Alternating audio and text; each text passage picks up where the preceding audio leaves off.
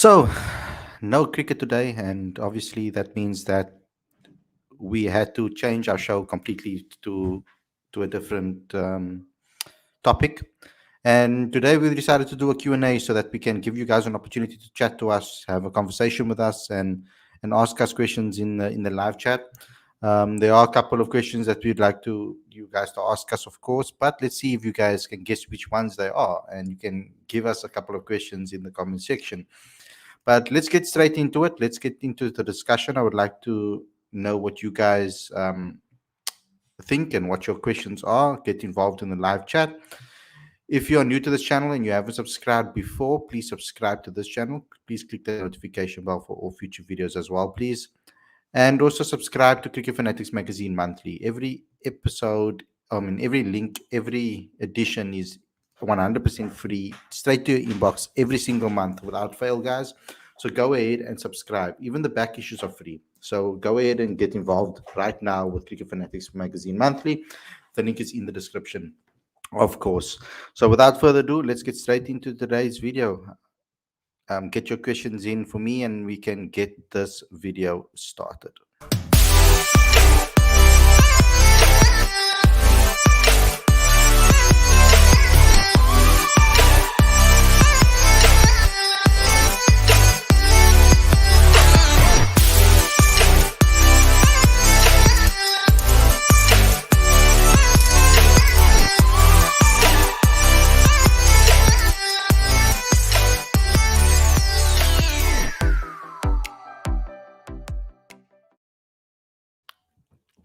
Good evening, everybody, and welcome to Cricket Fanatics Magazine. This is your daily show, your fan Q&A session. I'm your host, Khalid, and this is the show where we get to you guys to ask us questions, and we try to answer them as best as possible. So you guys can throw in your questions in the description and in the live chat, and we will try our best to answer them as best as possible. Don't forget to smash that like button, please. Comment, share, subscribe. So ultimately, the game was called off. At least the day's play was called off, not the entire game, of course. I need to get that 100% right before we got a whole lot of guys running off with that information. So the day was called off. Initially, we predicted that there would be rain according to the weather reports. We were told that there was going to be rain yesterday in yesterday's game already, and that didn't happen. No thunderstorms, no nothing. So today it was the entire day when it wasn't supposed to be the entire day. So once again, the weather reports not giving us the actual reports because they can never guess probably what's going to happen in South African weather, because it's particularly in Pretoria, because there are sometimes that you you plan for something and then something doesn't happen, and if you so you have to kind of just improvise when it happens. So ultimately, the entire day of play was rained off. Initially, they were going to have an inspection at 11, and there was an early lunch. And then they made another inspection after lunch, and they decided to call off because the rain persisted throughout the day. So it was just not going to happen. Play was just not going to happen. India 272 for 3 at the end of day one, of course, and South Africa obviously in a position. They were in a position of bother, you would say.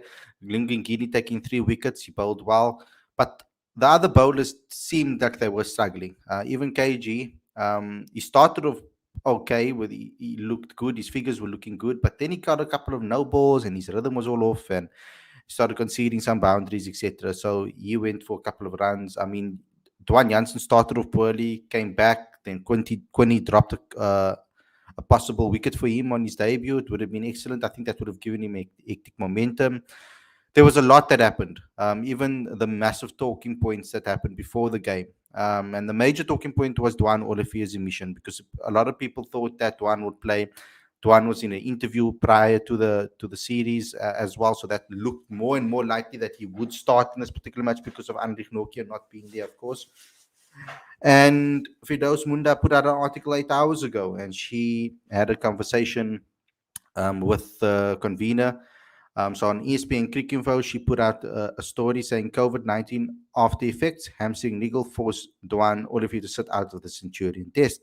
Anrich Nokia, who has been ruled out of the series because of a hip injury, has undergone a bone scan.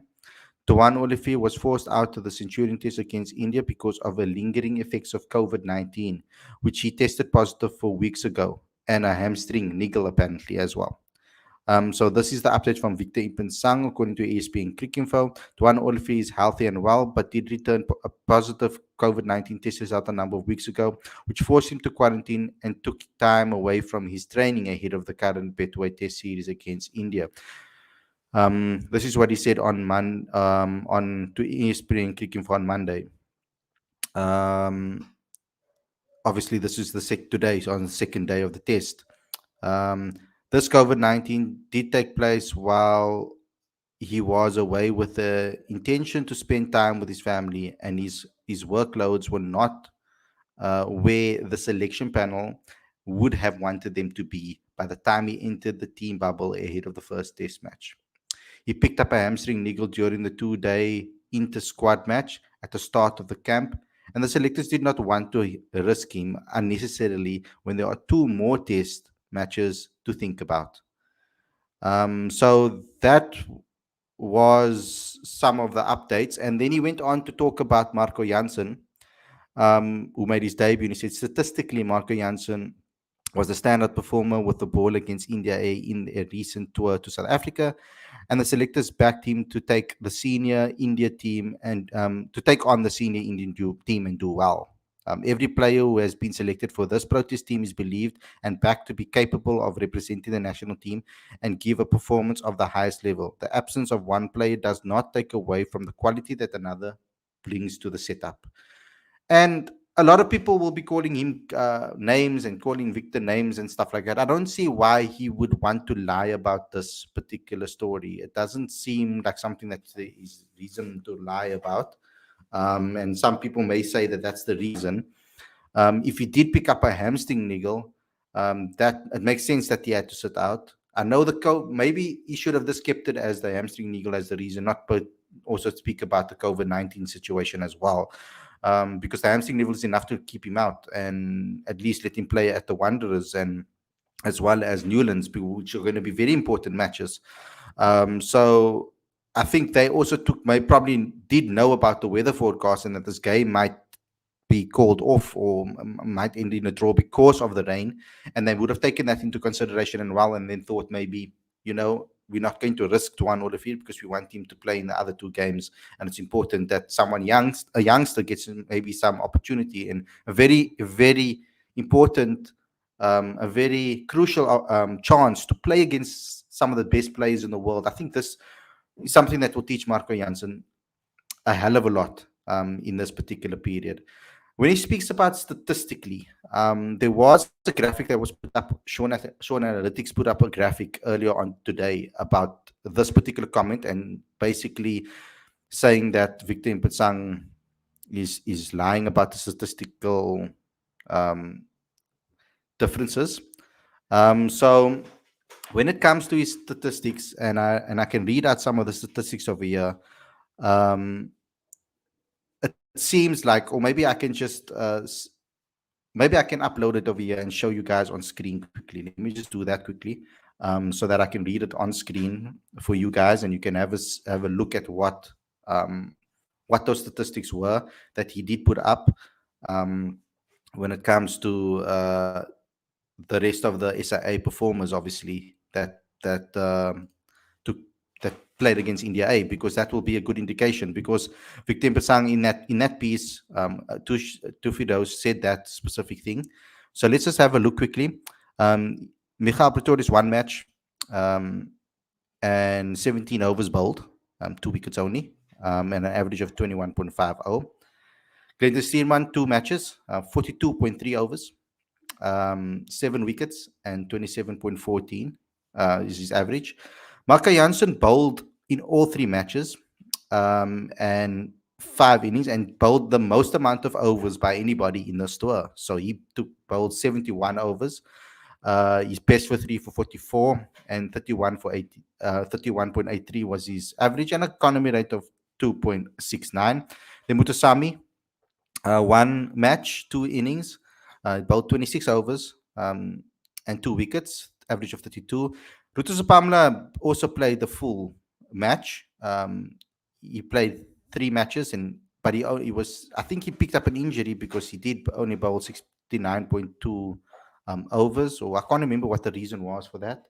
But he bowled 69.2 overs, and he took a 5 4 and a 6 for 120, 6 for 129, 33.11. So statistically, when it comes to wickets, he was the best bowler on the tour when it comes to wickets. And then it's George Linder, 2 matches, 38 overs bowled, and 3 wickets, 37.33. So technically speaking, if you're talking about the players that were selected in the squad, statistically out of them, Janssen was better. But Luther Sapamla wasn't selected in the squad, which was quite a strange one from my part, because I thought he had an excellent domestic series as well as he did excellently in the SIA tour. So maybe what Victor was talking about, and I'm trying to make sense of everything. Maybe Victor was talking about within the squad, out of the bowlers that were available, that Marco Jansen had the best stats in the SIA game. We also had a lot of overs, as you can see, the most overs under his belt. So he comes in there with a lot of game time, which is something that South Africa needed, because there wasn't a lot of game time between all of those bowlers currently, because there was a lot of rest and a lot of them never played so for quite some time. So they needed someone that was really in the rhythm already, and Marco was supposed to be that person. And if Quinton de Kock took that particular that catch, it would have been a different ball game, a completely different game in the end, if that was the case. If he took that catch, it was in his hand. It was such a pity that he dropped it. So let's move to the questions from you guys. Do you think Keegan Peterson can establish himself in that number 3 position? Because the world would like to see what he's about. I would like to see what he's about at international level too. I hope that he can shift what he's done and do or replicate what he's done in domestic cricket in international cricket, because he's been excellent in domestic cricket in the last 5 seasons, on the 5 years. When he was at the Knights, he showed talent at the Cobras. Then when he was at the Knights, as well as now at the Dolphins, he showed good signs of what he's capable of. Gritty, talented batter, spends time, long times in the team, good concentration, mentally strong. So someone that can really put on the runs if you need him to bat deep. And I feel that he needs more opportunities. I don't think 2 matches is enough for you to be able to judge someone like Keegan. I think he needs more time to actually play. And we are too quick to want to drop players when they don't perform well after a couple of games. I mean, I don't think that is fair on anybody. I mean, you can't just expect everybody to hit the ground running as well. So if the selectors see something in him that they value from a team perspective, then they need to persist with him. You can't give a guy opportunity and then drop him, and then give a guy another guy and then drop him if he does poorly. You either stick with your decision, you make a decision, you and be transparent about it as well. Transparent about the reason why you're picking someone, and then stick with him because you made the decision. Um, I mean, obviously, if he's played like 15 innings or 10 innings or whatever the case may be, or I probably would want to say like maybe after 10 or 15 innings and he hasn't performed well, then you can start this thinking about it, about maybe giving another guy opportunity. But at least give him some chance to prove himself. Khalid, I don't understand them not picking Duanne Olivier. I mean, if you get the most wickets and and you don't get selected, then what is the point of hard work needs to be rewarded? Um, well, according to the quotes, like I said, if he had a small hamstring niggle, then that makes sense why they left him out. Um, because there's enough time for him probably to recover now. And also lasting effects of COVID as well. I've seen how certain people get affected by by COVID, even months after they've been free from the virus. It affects your breathing. It affects a lot of things. So if he had to isolate and then not get a chance to train with the team, and then he got injured he got a little niggle in the warm up game, then it's understandable that he didn't play, and I don't think it's because Cricket South Africa or Victor doesn't want to pick him. I mean, they put him in the squad because they want to pick him. Otherwise, they wouldn't, or they want to play him. They wouldn't bring back a player with that has so much attached to him about the co-pack things and everything. Put him in the squad and then not play him. It doesn't make logical sense for them to do that. So I don't think we should have conspiracies of or reasons or give reasons on why we think they didn't pick him for unfair reasons. I don't think it was unfair reasons. I think they probably had good reasons. I don't see why Victor would lie about that to Cricket. It doesn't make sense. Um, Chilling with a glass of red wine, watching the wonderful show. Thank you, Lorenzo, for the support. Victor Musang is incompetent to say the least. That is what he has to say. Don't you think it's harsh for the fans to sign selectors of Marco Jansen instead of being happy that the youngster is being given a chance? I think it's wrong. This is what I don't like. It's the fact that luckily these players never saw the backlash the morning of the game. When Marco was in the squad and announced in the side, there was a massive backlash on social media, which I do not agree with because a youngster's been given an opportunity that we've all been speaking about for months and months on end. We all wanted him to get an opportunity, and then he gets an opportunity, but it's in place of someone else that they want to see, and then they have a go at the young player that is getting an opportunity, which I think is wrong. And you're 100% right. Because if that player had to see that before the game and had to see what people were saying about him and about his selection, I mean, that could really mess him up mentally and internally. It will obviously mess him up, and it's not good to see that from your fans that are supposed to be supporting you. So we should be sitting here and supporting Marco on his debut, giving him giving him praise for when he plays well, and maybe criticizing him if he plays wrong, but supporting him all the way because he's a young cricketer. He's 21 years old, playing against India on his debut. He never asked to be selected, so why give people flack when they get selected? You understand what I mean? And also, don't have a go at the selector in this particular case because it's good, I feel. We've been calling for them to give youngsters opportunities for such a long time. He had an option of maybe playing Glenton or Magala or so many other experienced guys, but they went with a youngster. So I do give him credit for that, Victor, for selecting them and giving a youngster an opportunity because we've been waiting for youngsters to get an opportunity for so long. Yeah, peeps should be glad that the young guys are getting a shot. That's excellent.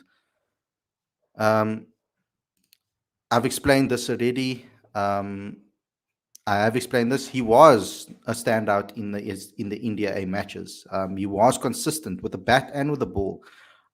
Second highest wicket taker in the series, other than Luther Sapamla. We don't know if Luther has an injury or the reason why Luther hasn't been selected. That hasn't been made clear because, I mean, Luther has been in the setup before. You know what I mean? So it would have made sense for him to go straight into the squad. Um,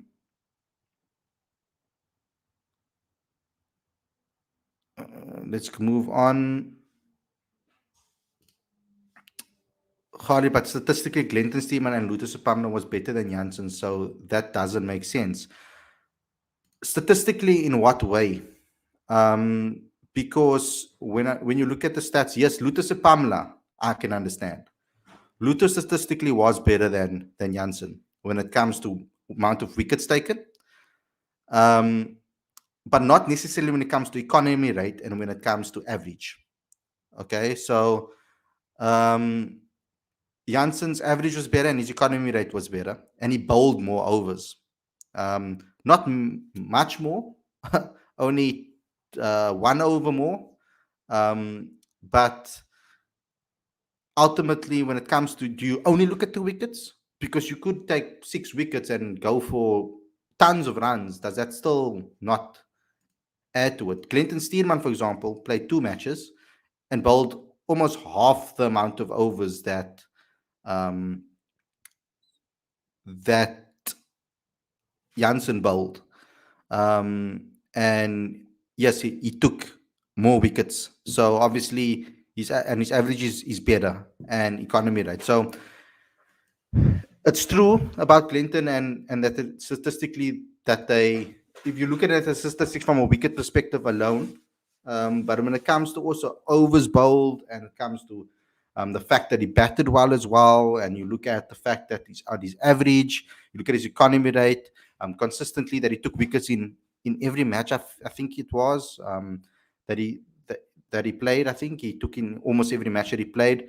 From that perspective, then maybe if you look at the statistics from that perspective, Marco Jansen might be better. But if you're looking at the pure statistics of wickets taken, and you look at that record at pure statistics, then obviously you are right, yes.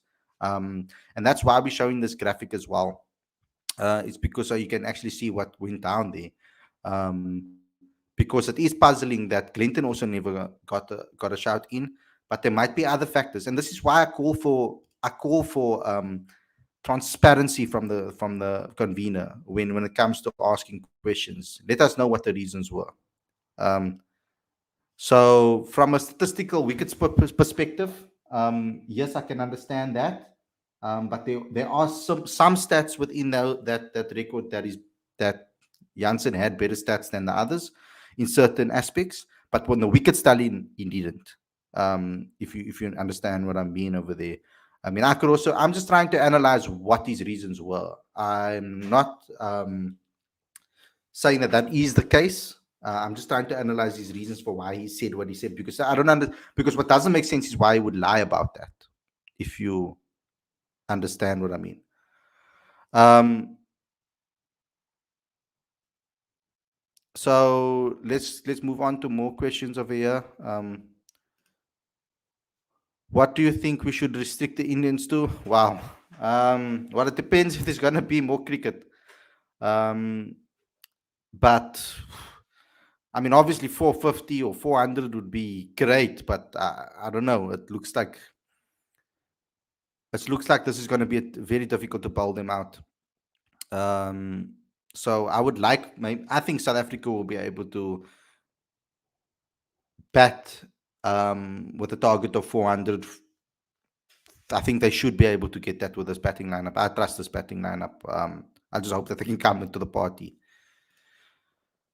Do you think there will come a point and selectors bite the bullet and select younger players at the cost of losing a few series along the way? Or we stuck with the older players, 38 to 32? I've been one to say that we should give youngsters opportunity and trust them, because I'm somebody that thinks we should plan for the next Test Championship. Give some youngsters an opportunity to perform in this Test Championship, get the experience that they need. You might lose a couple of games along the way, but the experience gained by players that are young is much more valuable than someone in there that is older. So that's my personal opinion on that. I would do it. I would give a core group of youngsters an opportunity to build a team ethos and chemistry that they can take in for the next 5 to 6 years. That's what I would do. Um, Khalid, we could have played an extra batter instead of Keshav. He has terrible record at Highfield for controlling overrate. Markram or Alger could have bowled if necessary. That is an option. I agree with you over there. That could have been an option. Or even another seamer, perhaps. If you were going to play Marco Jansen, who does extend the tail a little bit, he could have batted like in Keshav's place, and then you could have had another bowler, or you could have had another batter. So that could have been an option. And I agree with you that I think that could have happened, and they could have bowled a couple of more overs, or some overs to speed up the over rate. We need a bowler with raw pace just to make the difference, since Nokia is out injured and Duanne was there, yet Victor looked the other way. I don't think that's what happened, according to what Victor said. So it's easy for us to run and blame and say that it's Victor that didn't want to play him or select him. It's not only Victor that makes the final decision over here. So we need to understand that as well. Victor will select the squad, and they have a conversation with themselves for the starting 11s, etc. But the coach also is involved with that, and the captain as well is involved with selection. So it's not just Victor's that says, okay, you're not going to play, you are going to play. I don't understand why they would be lying about the reasons of them not selecting him. It doesn't make sense for them to lie about it. There's no reason for them not to have picked him because he has been the best domestic bowler in South Africa at the moment. So I don't understand. I don't see why he would lie about it. This doesn't make sense to me logically. Um, First, he's saying they did need to extend the batting since you are only getting 3 to 4 playing days this test. Yes, um, that is true. It was something that they should have looked at as well, and maybe that's also a factor that they took into consideration when it came to the selection of Janssen over any of the other bowlers. Um, you can't expect the youngsters to take 10 wickets on debut. Even Yanaman Malan was golden duck on his ODI. Then he scored more hundreds at an average of about 70. Marco Jansen, a very talented guy. Yes, the criticism on Jansen is just ridiculous. I remember how Lutus Pamela got destroyed on his debut. How many people spoke badly about him, and then he went on to take 6 wickets. So yeah, I mean, we've only had 1 day of cricket, and we're already going after a youngster like this. I don't like that. I really think we need to protect our youngsters from that. Jansen's only 21, very talented. Next Sean Pollock in the making. Don't judge him in 13 over spell. Is I only wrong? Is I only wrong this match attacking mine bowling? I don't understand what you mean, bro. I would like to see Vian Mulder contribute more with the bat. I see him going up the order as his career progresses, possibly at 5. That's where I want to see him because that's where he played at school level, and that's where I saw him in Kai Majolovics. He's higher up the order. So it's actually surprising to me that his bowling has kept him in the side rather than his batting, because his batting has always been a strong point in my eyes. I always saw Vian as a batting all rounder, not a bowling all rounder, which is quite strange because when Otis Gibson saw him, liked his bowling action, and they actually gave him an opportunity with the ball first, and that was where they saw him, which is completely different to what I saw when I watched Kai Majolovics, etc. It was completely different when I saw him play for Since Stallions. So I don't know. It's crazy that's how it ended up and how different uh, the levels are when it comes to international cricket and obviously normal cricket. Um, yeah, let me just look at more. Let me get some more in. This thing's a little bit slow. What has happened to KG Rabada not performing since 2019? I don't know. I really honestly cannot answer that question because it feels like he's bowling slower too. I thought that it would get stronger and faster as he gets into his mid 20s. I thought that his space will increase, not decrease, and it's shocking actually that has occurred. I thought that with the rest that he's had, maybe he needs longer rest. I don't know, but I thought with the rest that he had, that he would come back firing and he would be a different. That he would come back bowling 145s, closer to 147, 148 more regularly. Um, but I don't know if that's also the pitch at Centurion that maybe makes it look that he's bowling a lot slower as well, because the pitch is quite slow as well on day one. But yeah, I don't know what's wrong with KG. I think that he will come right. Good players always do. I'd love to be a fly on the wall of these selection meetings. Um, all the nonsense about Duanne not being fit enough and still recovering from COVID is bull. In all the interviews Duanne did before the test, he seemed up for it and ready to go. Exclusion seems strange. Um, well, then I don't know why Victor is lying about it. If you guys think that he is lying, then I don't understand why he would lie about it. So it's very strange that if that's the case, if you guys think he's lying, then it's strange that you would, because you'd want your best players to play. Um, and we did, yes. There was an interview before that we saw, um, that we saw from Duan's perspective, but with hamstring niggles and stuff like that, sometimes you don't know and that you have one until you like walk funny or something like that, or you've walked incorrectly and then you suddenly feel a pinch. So it can come out of nowhere, whether you're fit or not. It's just one of those situations. Um, when it comes to these type of things. Um, see, Aditya has joined us and he's looking like James Bond. Wow, welcome to the show, Aditya. Good to see you. Uh, Thanks, brother. Thanks, brother. Happy to be here. Sorry for the delay. So you were you doing some Bollywood James Bond version or something? Or? The name is Bond, brother. You know the rest. Okay, cool. So basically, I want your insight on this. I read out the quotes from Vidos's interview about Duanne Olivier. Um, I don't know if you saw it from Victor. So okay, cool. A lot of the people seem to think that he's lying about Duanne Olivier. Um, so that's been the common trend over here. What is your thoughts on this?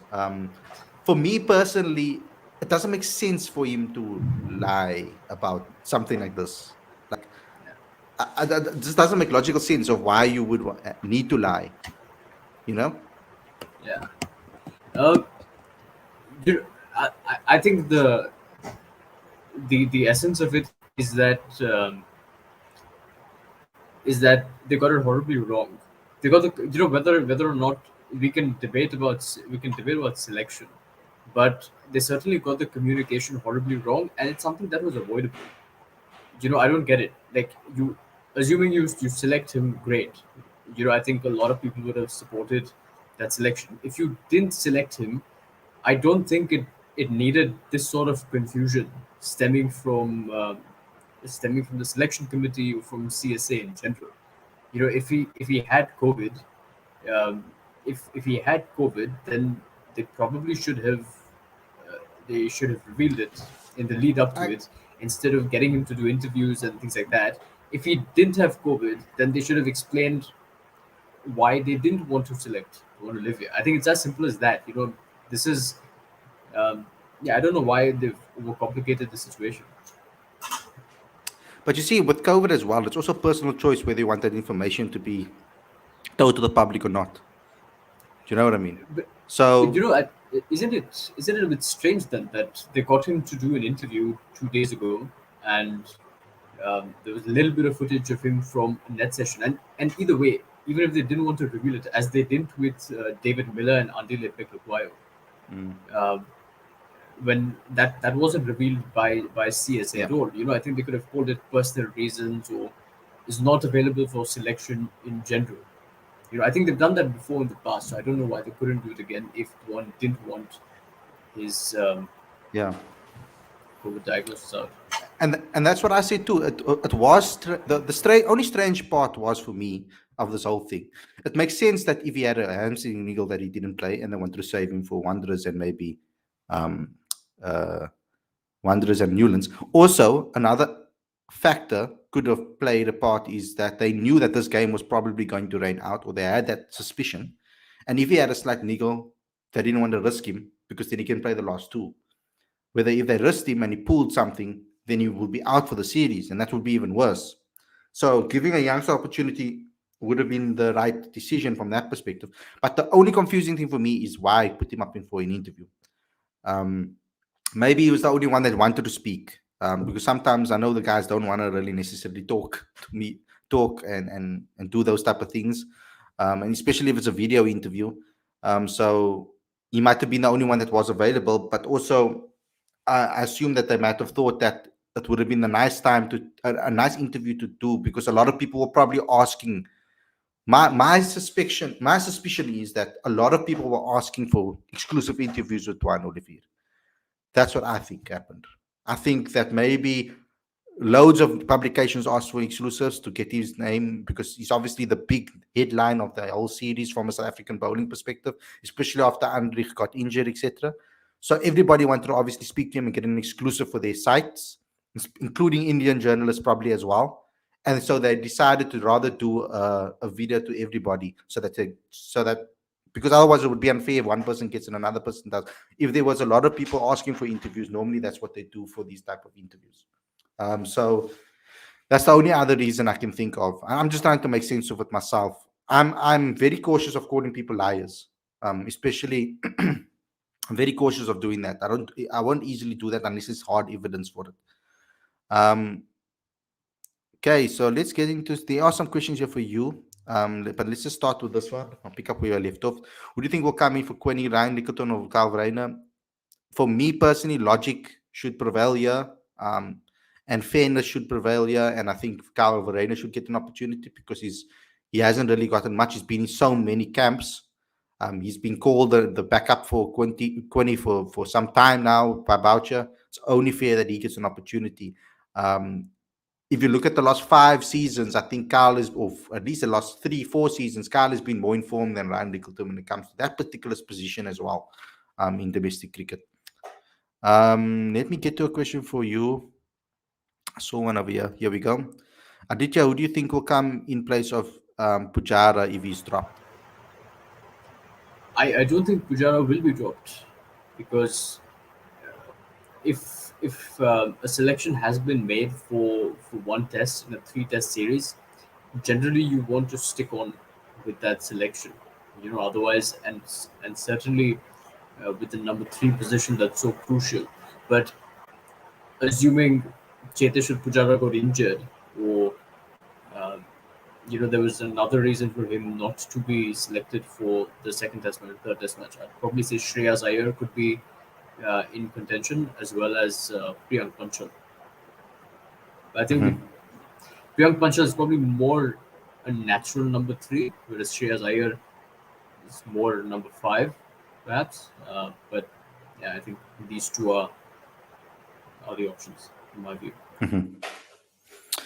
So yeah, we say Khalid, with what happened since the World Cup with selection there and with the awkward presser he has said after, can you blame us for not trusting him? There's a lot that's transpired during that World Cup selection that people don't know about behind the scenes. Particularly the Faf situation was not Victor's decision. It was a decision by Graham Smith that was made regarding his selection and not allowing him an opportunity to be contracted or get in a T20 contract alone. It was a financial issue that was taking place between Faf and Graham, that there was conversations happening between the two of them where Victor didn't have the power in that manner to decide. Um, I think people don't mustn't forget that the DOC's power is much greater than the selector. You need to understand that the DOC holds all the power when it comes to that. So we need to also criticize. If you're going to criticize Victor, you criticize Graham, you criticize Boucher too. It can't only be Victor.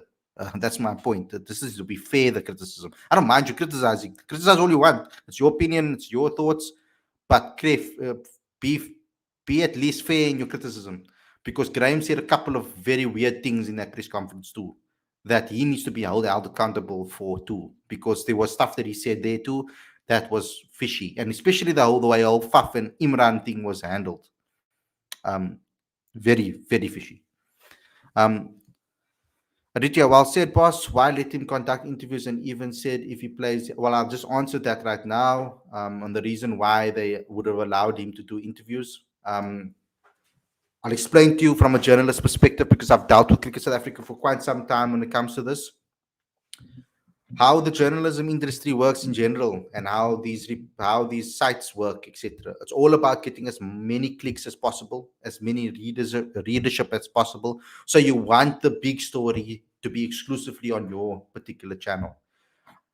For you guys, I know we've spoiled you over the last 2 years for the amount of exclusive content I've given you guys. It's not easy to be able to get exclusive interviews with players so freely. We've we've worked very hard to be able to do so and to build the connections and build the reputation to be able to allow these players to trust us and these coaches to trust us to come on our platform and have a place to speak, because it's not that easy. Normally what happens is, if there's a specific person that is looking to be that's why there was a lot of, I don't know if you guys remember on the BLM time, I had organized an interview with Lungi Ngidi on that particular day that all of that news broke. around the bending of the knee and him stand by Lungi Ngidi. And there was a little bit of backlash that I received from that because I got the exclusive on the day that it happened, like an hour after that happened.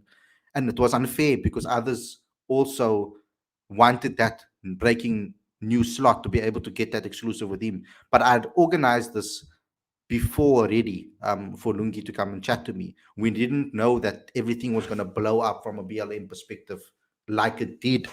Um, we were going to speak about BLM and the kneeling and everything, but we never knew it's going to blow up on social media. So the timing was just like it was. It was just by coincidence, the timing.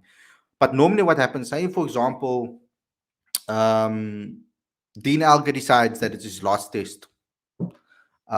Every single, and he says that the last test against India is going to be at Newlands. Just, I'm giving a hypothetical example here. And Sport 24 and ESPN Cricket Info and ourselves and IOL and so many other news broadcasts, people in India, people in Australia, people all around the world would want to get a hold of Dean Alger for press for interviews. They can't. There's no time in the day to be able to satisfy every single news agency around the country to give them this exclusive. So what the media manager will do then in that particular instance is do a video or press conference. They'll call a press conference and say, look here, um, this person is going to come up for a press conference. Here's an opportunity for that. Or she will do an interview with him directly, ask him all the questions that she knows people will ask. She will ask us if there's any questions that we want to ask. Sometimes she will do that. But ultimately, um, she will conduct the interview because she knows what people will want to ask him, and then she'll put it out there for everybody to use on all their platforms. Because just imagine everybody getting an exclusive saying, "Oh, Dean Alga said this about leaving," or Duanne Olivier said this about coming back, and everybody has exactly the same headline. The whole exclusivity of it is out the window. Um, it's only exclusive if the guy tells you something directly. Like when Dean Alka announced that he wanted to be test captain and that he thought he was the logical choice. I organized an interview myself with Dean, and we got the interview on the field. And I got he told me that directly. Nobody else. He didn't tell anybody else that. That's exclusive to us, and that's because we organized it like that. But generally speaking, when things happen, that's what, if it's something big is happening, then that will occur. So this will give you guys a good understanding of how it works. um wow. Hey Khalid, your thoughts on if we give some more rest to KG for a couple of series to work on his pace? I wonder how you go about doing that. It would be interesting to know. We should maybe try to get Vincent Barnes on the show and talk to him about fast bowlers workloads and pace and improving your pace and getting that back. I think that might be a good opportunity. Aditya, this is for you. Um, Dhakur at 7. Do you think your batting lineup is a bit light? And you can please tell me why India never seemed to rate Sanju Samson as test batter and keeper. I'm a RR guy, so love the guy. Laugh out loud. Uh, Great questions, Lawrence. Thakur at 7. I think Thakur would probably come in at 8 because Ashwin is the designated number 7. But look, I think if you have Rishabh Pant at 6, Ashwin at 7, who has 5 Test centuries to his name, and Shardul Thakur, who's handy with the bat as well. I think the batting lineup is pretty deep, and so yeah, I wouldn't consider it to be light, to be perfectly honest. And why don't India seem to rate Sanju Samson? For a number of reasons. Um, well, one is his consistency, and secondly, I don't know what his first class stats are, but Rishabh Pant in his first couple of tours to Australia and England had hundreds to his name, and although his wicket keeping was a bit dodgy, the management at the time felt like they could work on his keeping, but his batting was just too good for him to be left out of the Indian cricket team. Therefore, um, therefore they wanted Rishabh Pant. And then I think the other thing tactically is that if you look at the lineup, you've basically got right-handers from 1 to 5, and you have Sanju Samson in there as 6, Ashwin is 7, and you've basically got 11 right-handers in the team. And I think um, tactically that's not a smart place to be in. So if you do have a left-hander as gifted as Rishabh Pant, then you're probably going to take him. Hmm. True. I like this view better. I don't know why I didn't put it up like this earlier on. Let me just remove that quickly. Hey, that suit, man! I just wanted to see that suit that it was zoomed out. Yes, it's like he literally is gonna stand by the bar tomorrow and say shaken or stirred, shaken not stirred. Uh, Seriously, it really looks like that. But anyway, there was a question here that I really want to answer. Well, I just lost it. I just lost it. Here we go. What is the domestic performances of Keegan Peterson? Is he outstanding performing domestic games? Okay, so I've got these stats up here. His first class stats for in 47 matches for Boland, that's 80 innings. He was averaging 35, and that was a very long time ago. 800s, 850s. He was a very good converter at that particular time. Then he went to then he played for Cape Cobras. He played 7 matches for the Cape Cobras and only averaged 30. And he wasn't really getting much opportunities. So he left. He went to the Knights. He played 27 matches and averaged 47.39 with 500s and 850s. Then he moved to the Dolphins, where he had played 8 matches and he's averaged 44. He's also played for KwaZulu-Natal Coastal, where he averages 50. Northern Cape, where he's averaged 58.83. So generally speaking, Keegan Peterson has been a very outstanding performer in domestic cricket. There's been seasons where he scored like 900 runs a season. So let me just go to that, to season per season. So for me personally, when I looked at Keegan Peterson over the years, he's kind of been like hot and cold in a way. He's been consistent over a period of time, but from season to season, you know what I mean? So let's go to 2015-16. We played 9 matches. He averaged 49. Then the following season in 2016-17, he played 9 matches too, and he averaged 33.15. So in that season of 2015-16, he scored 637 runs domestically, 2 centuries and 450s. Then in 2017-18, he had one of his most outstanding seasons. He scored 11. He played 11 matches. He scored 683 runs, and then he averaged 45.53 with 2 centuries and 450s. And then the massive breakthrough season in 2018-19, we played 13 matches. He scored 1,263 runs with a high score of 165. He had an average of 57.40, scored 4 centuries and 7 half centuries. Then in 2019-20, he played 7 matches. He averaged 51. He scored 412 runs with 1 century, 150. Then 2021 and 2020-2021, he played 8 matches. He's averaged 44 and he scored 494 runs with a high score of 173 with 1 century and 250s. And then he played in the West Indies, and obviously now he's playing matches over here. 2021, this season, he's averaged 50 in 4 matches. So he's consistently been a top performer in domestic cricket, as you can see by the stats that I just read out. Okay, final words from you. Here's another comment, Zubaida Bray. I haven't seen you on the channel before, so welcome. Everybody smash the like button, please. I'm disappointed that the tests and ODIs will be played without fans in the stadiums. Me too. The third Ashes test reportedly had 70,000 plus spectators on day one.